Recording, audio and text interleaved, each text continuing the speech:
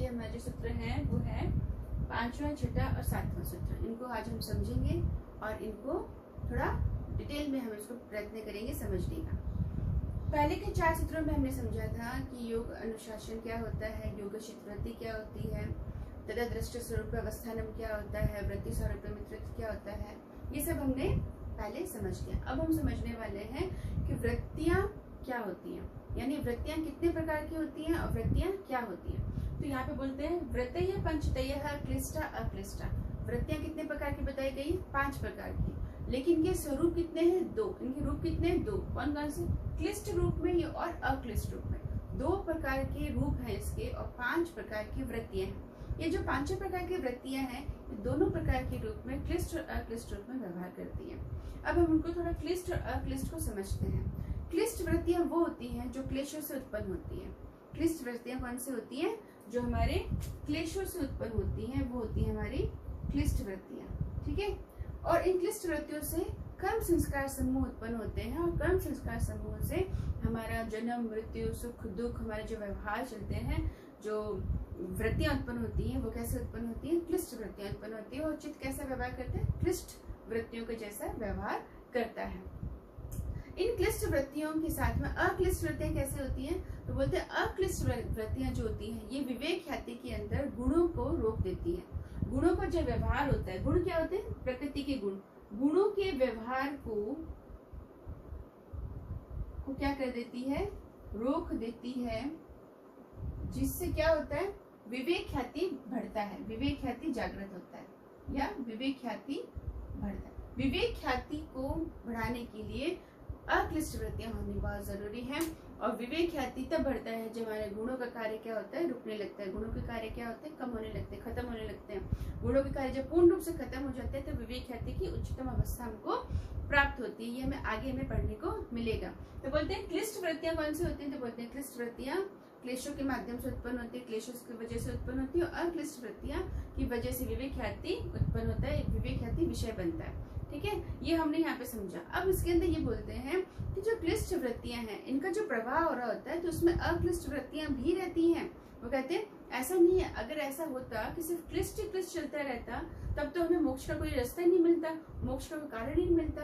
तो बोलते हैं क्लिष्ट वृत्तियों के प्रवाह के अंदर अक्लिष्ट वृत्तियां भी रहती हैं। छोटे छोटे क्लिष्ट वृत्तियों के अंदर छिद्र उत्पन्न होते हैं, जिनको हम बोलते हैं अभ्यास और वैराग्य। क्या बोलते हैं? अभ्यास और वैराग्य। इन अभ्यास और वैराग्य की वजह से हमारे अंदर मोक्ष की इच्छा उठती है, हमारे अंदर विवेक ख्याति उत्पन्न करने की या केवल एक इच्छा उत्पन्न होती है। इस तरीके से हमारे अंदर ये इच्छाएं उत्पन्न होती है, ये कार्य करना। अगर ऐसा ना होता तो हम विवेक ख्याति प्राप्त नहीं कर सकते थे, है ना।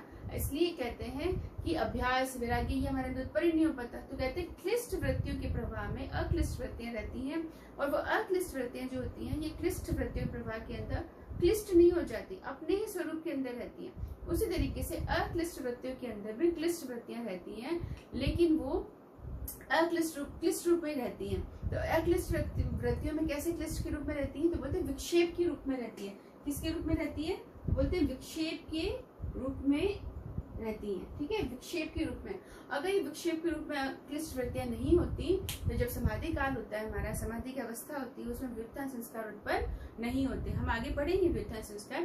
तो कहते हैं समाधि के समय में व्युत्थान संस्कार उत्पन्न होते हैं। वो किसकी वजह से होते हैं? विक्षेप की वजह से होते हैं। ये विक्षेप जो होते हैं ये क्लिष्ट वृत्तियों की वजह से उत्पन्न होते हैं। इस वजह से कहते हैं कि क्लिष्ट वृत्तियों के अंदर अक्लिष्ट का प्रवाह का भी कारण रहता है और अक्लिष्ट के प्रभाव में क्लिष्ट वृत्ति भी रहती है।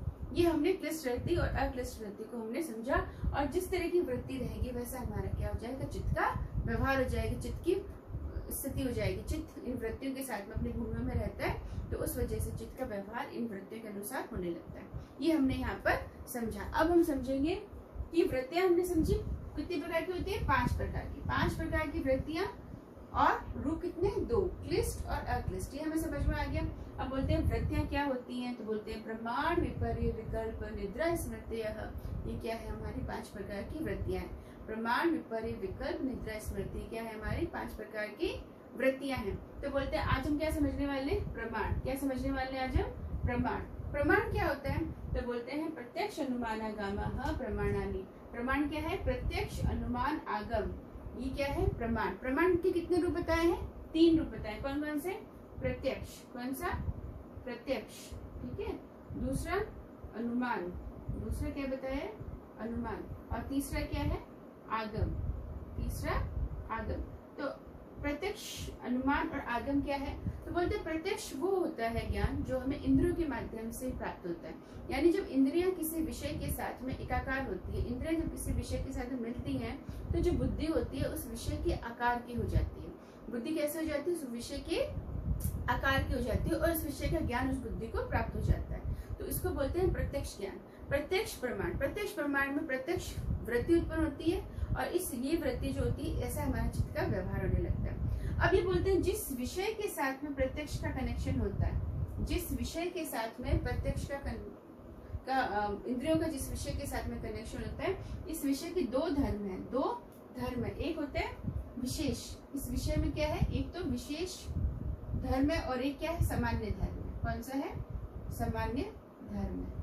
विशेष धर्म और सामान्य। किसी प्रत्यक्ष प्रमाण में क्या होता है कि जब कोई विषय के साथ में इंद्रियां जुड़ती है तो इंद्रियां उस विषय का विशेष ज्ञान लेती है, वो होता है प्रत्यक्ष प्रमाण का ज्ञान। क्या होता है? प्रत्यक्ष प्रमाण का ज्ञान।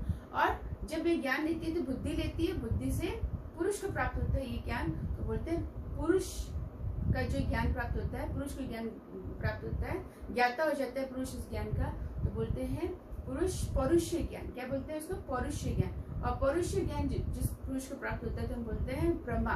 क्या बोलते हैं? प्रमा। तो अब ये बोलते हैं कि प्रत्यक्ष ज्ञान के अंदर क्या, एक चीज बताइए कि विषय का विशेष ज्ञान जो प्राप्त करता है, विषय का विशेष ज्ञान कौन प्राप्त करता है? प्रत्यक्ष प्रमाण के माध्यम से प्राप्त होता है, इसीलिए इसको हम प्रत्यक्ष वृत्ति बोलते हैं। क्या बोलते हैं? प्रत्यक्ष वृत्ति बोलते हैं। अब बोलते हैं अनुमान। तो बोलते हैं अनुमान के अंदर क्या होता है? विषय का सामान्य ज्ञान, विषय का सामान्य धर्म जो लेता है, सामान्य ज्ञान का, ये सामान्य धर्म है, सामान्य गुण का जो अंश लेता है उसे बोलते हैं अनुमान।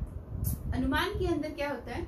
जैसे प्रत्यक्ष के अंदर अगर हम एग्जाम्पल के तौर पर समझेंगे, पहले तो हम कहेंगे जैसे एक घड़ा है, तो हमारे इंद्रियों ने उस घड़े को, विषय को देखा, तो बुद्धि ने उस घड़े के आकार की होगी, इसलिए बुद्धि उस ज्ञान को ले पाई। अगर बुद्धि उस प्रत्यक्ष ज्ञान को, उस पूर्ण रूप से विषय को नहीं लेती तो वो ज्ञान उसे नहीं मिल पाता। तो इसलिए बोलते हैं प्रत्यक्ष के अंदर पूर्ण रूप से बुद्धि का उस विशेष ज्ञान को लेना बहुत जरूरी था। उसी तरीके से सामान्य ज्ञान में कैसे लेंगे? तो हम जैसे पहाड़ है, पहाड़ के ऊपर हम क्या देखते हैं?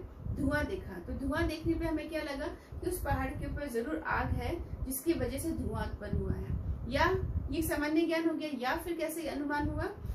हम तारे और उसको देखते हैं, चांद को, तो हम भारत में भी देखते हैं और हम दूसरे देशों में देखते हैं, तो हम क्या बोलते हैं कि तारे और चांद क्या है? गतिमान है। क्या है?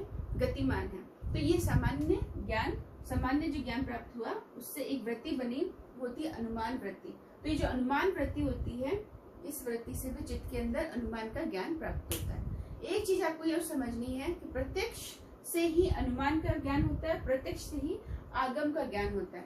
बिना प्रत्यक्ष के कोई भी ज्ञान हमें नहीं मिलता।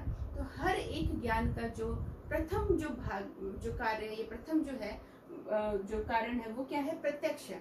प्रत्यक्ष के बगैर ना आपको अनुमान का ज्ञान होगा, ना आपको आगम का ज्ञान होगा, ना ही और किसी प्रकार का ज्ञान आपको हो सकता है प्रत्यक्ष के बगैर। ठीक है, यहाँ तक हमने समझ लिया। अब ये बोलते हैं आगम क्या है? तो बोलते हैं आप्त पुरुष के द्वारा।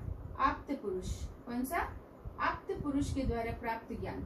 आप्त पुरुष कौन होते हैं? वो पुरुष जिन पुरुषों को तत्व ज्ञान हो, जिनको बहुत अच्छा नॉलेज हो, तत्व ज्ञान जिनको हो, जिनके अंदर करुणा हो, जिनके अंदर इंद्रियों की पावर हो, क्षमता हो नियंत्रण करने की, वो जो होते हैं वो आप्त पुरुष होते हैं। और ये आप्त जो मनुष्य होते हैं, क्या इनके माध्यम से क्या होता है कि जन सामान्य को जब ज्ञान दिया जाता है शब्दों के माध्यम से, जब ये बोलते हैं तो शब्दों के माध्यम से ज्ञान पहुंचा, तो इन पुरुषों के माध्यम से जब सामान्य व्यक्ति को ज्ञान मिलता है तो उनकी चित्त में भी वृत्तियां बनती है।